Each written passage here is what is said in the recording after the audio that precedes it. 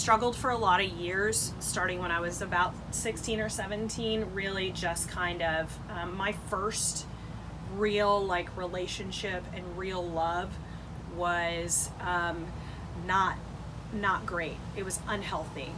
He was older. He was almost 10 years older than I was, and he was controlling, and he was verbally abusive, and he was sexually abusive.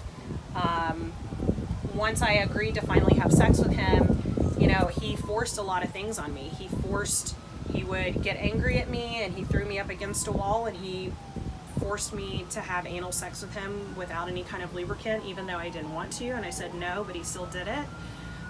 He would, you know, force me to use thumb dildos and stick them up his ass, even though I didn't want to and I was uncomfortable with it. It was so unhealthy, and but I was so in love with him. I was so infatuated with him. I moved to California to be with him at 17, 18 years old.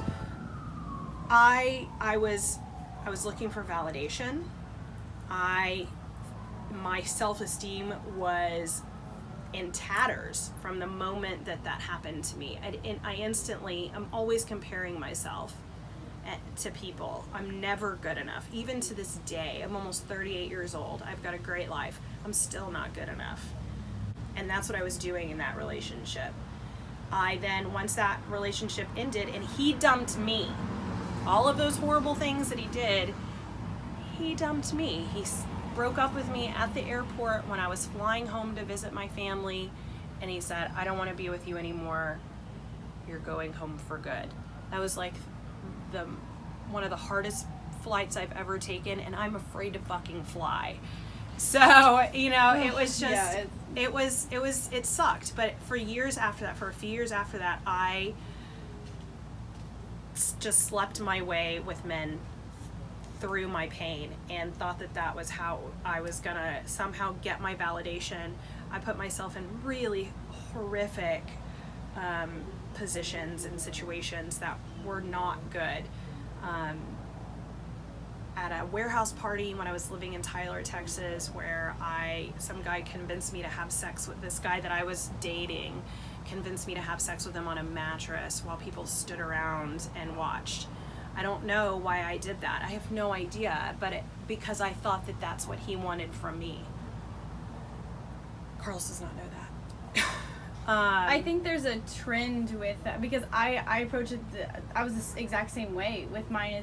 I think there's kind of, and this isn't like, there's two different ways that I think it goes. You shut down and you cut off all sex. Touch me, don't touch me at all. It freaks me out. Or you go total opposite. Yeah.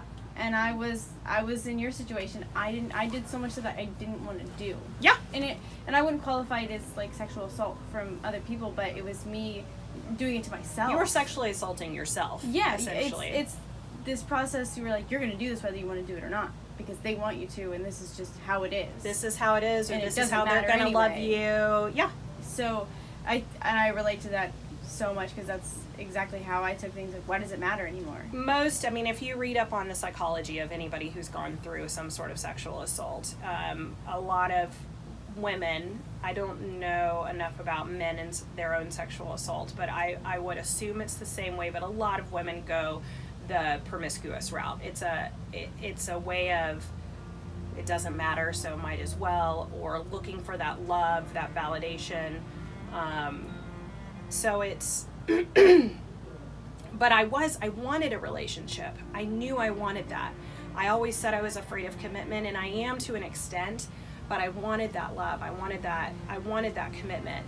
And then when I was 23, I met Carlos, and that poor guy. It takes a special person to be in a relationship, because from the moment I met him, my walls were up.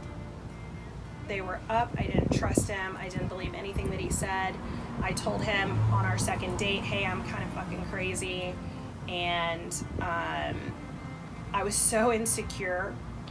And in the first 3 years of our relationship, he thought I was some sort of like fucking sex kitten, sex god, because that's the only way I thought I knew how to get love and then keep it. So he loved me, And I knew that he loved me, but I thought that he loved me because at the time I was working at the strip club. I worked at a strip club for 7 years, and I was a waitress, and I made hella money. So I fucking paid for everything. I bought him shit all the time. And then, like, I would have sex and do whatever he wanted with him. I was like the blowjob queen. He was so spoiled. He was so spoiled. And then about 3-4 years into our relationship, he broke up with me. I had moved to Switzerland. I lived in Switzerland for 6 months, and we lived apart, and he was very supportive of that, and we stayed together through that. But that journey changed me. Living abroad and doing something on my own really changed me, and it just made me who I am now. And when we came back, I still hadn't dealt with my issues as far as relationships and men. And I got, I was kind of crazy. I was very controlling, because I was trying to, don't leave me, keep me, stay. And one day he was just like, fuck this, I can't do it, I'm over it. And he broke up with me. And that was like that was the worst feeling ever, that breakup. It was horrible. We were apart for about 4 or 5 months. We are still to this day dealing with the after effects of that breakup, because even though we did get back together, my walls instantly went up. And I changed because I realized, fuck you. I gave you the world. I did everything that I thought I had to do, all this sex and money and whatever, and you still left. But all of that came from the psychological after effects of being sexually assaulted. So I don't know what kind of advice I would ever give to anybody in a relationship that's ever been a sexual assault victim, because it's hard. Relationships are hard to begin with.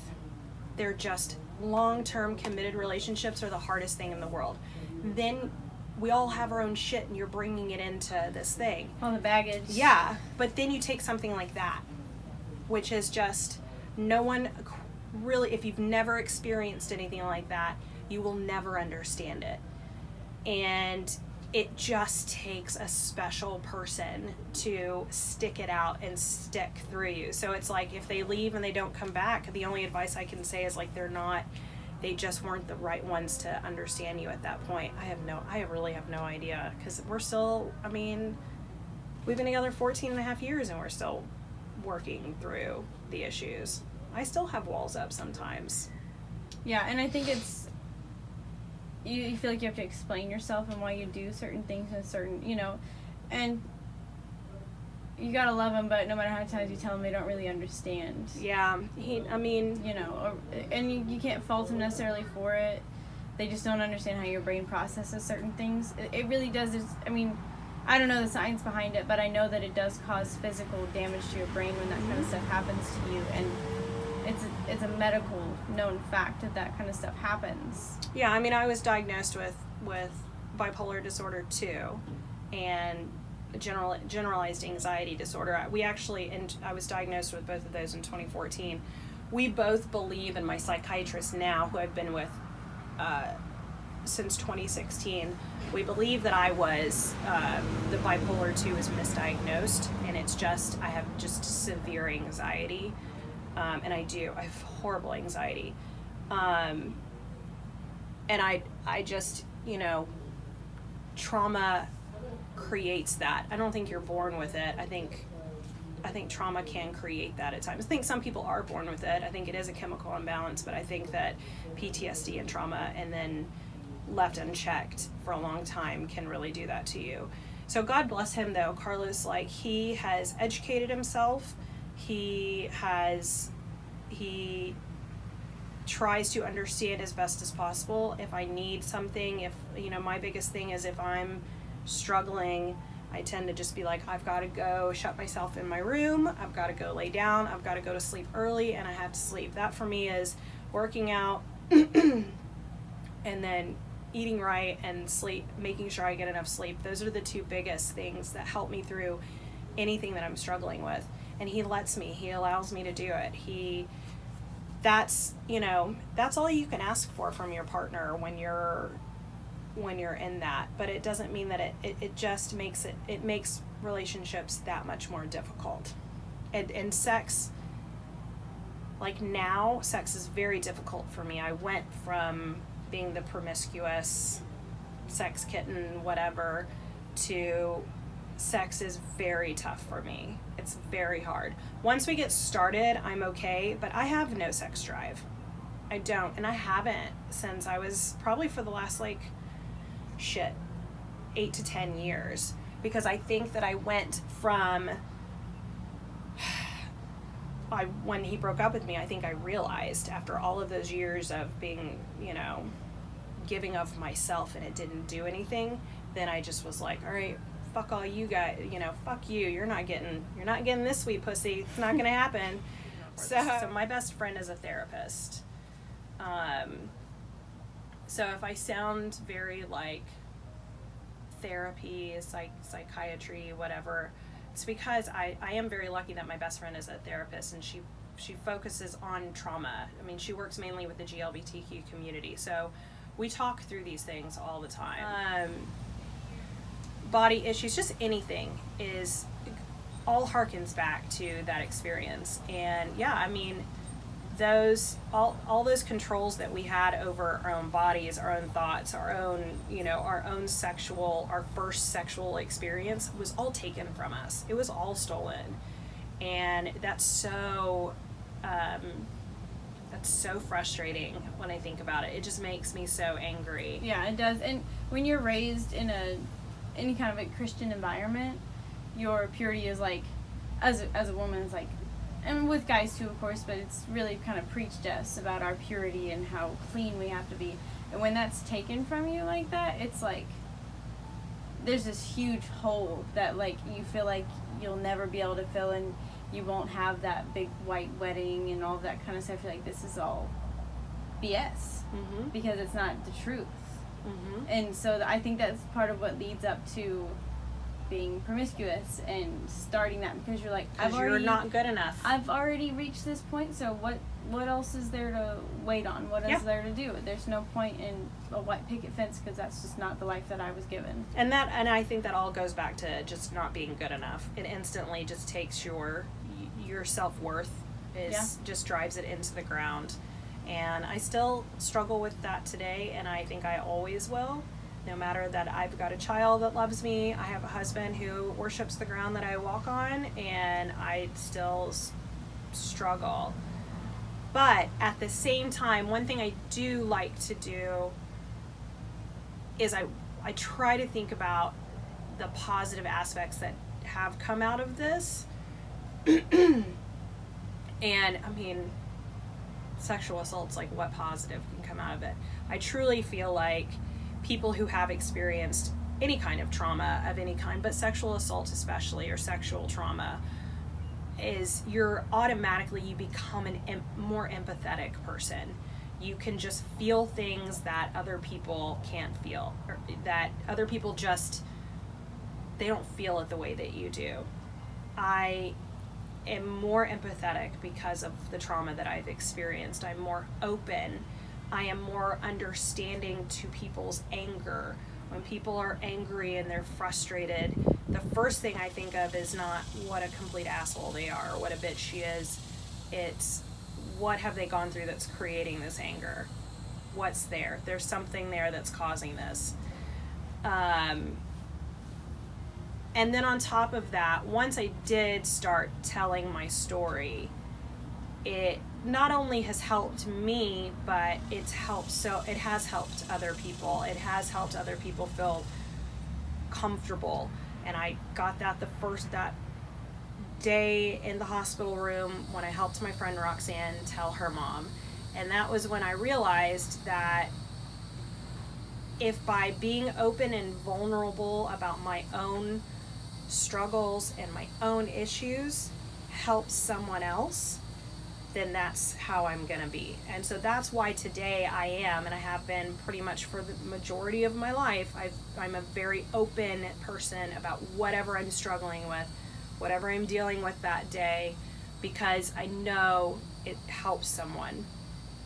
So I'm always, that's why I jumped to do this. I'm always the first person to, I went and stood in when Me Too first sort of really popped up in 2016, 2017, I went and stood in the middle of a field in downtown Houston and spoke on a loud, whatever that thing is, loudspeaker thing, to a crowd of people and told this story.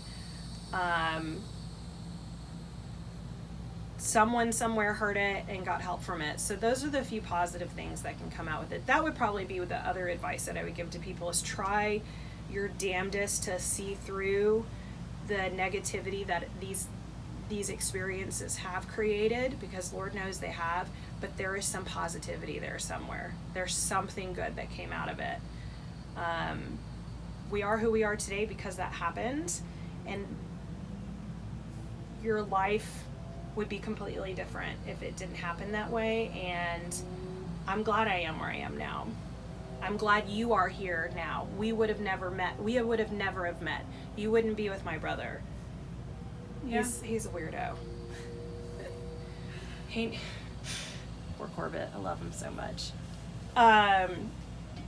But that's something I try to think of. All these experiences led us up to where we're supposed to be.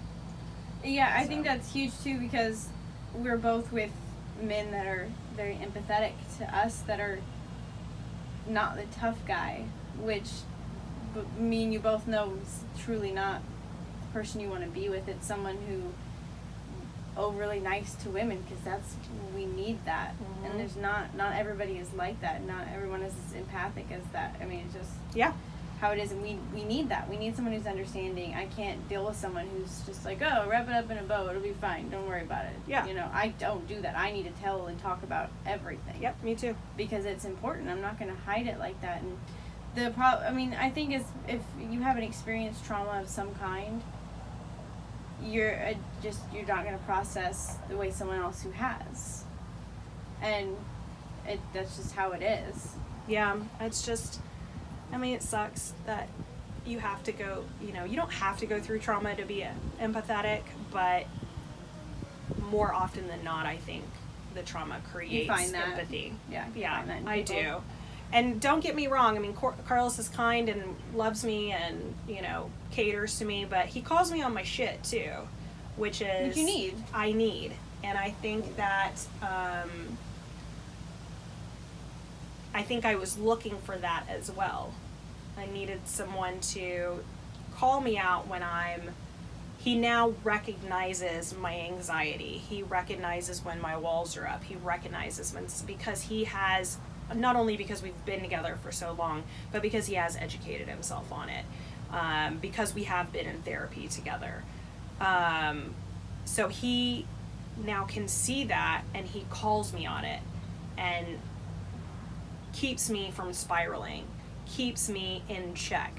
And, I don't know, that's so great. Pisses me off so much sometimes, but it is exactly what I need. I wouldn't want anybody to ever just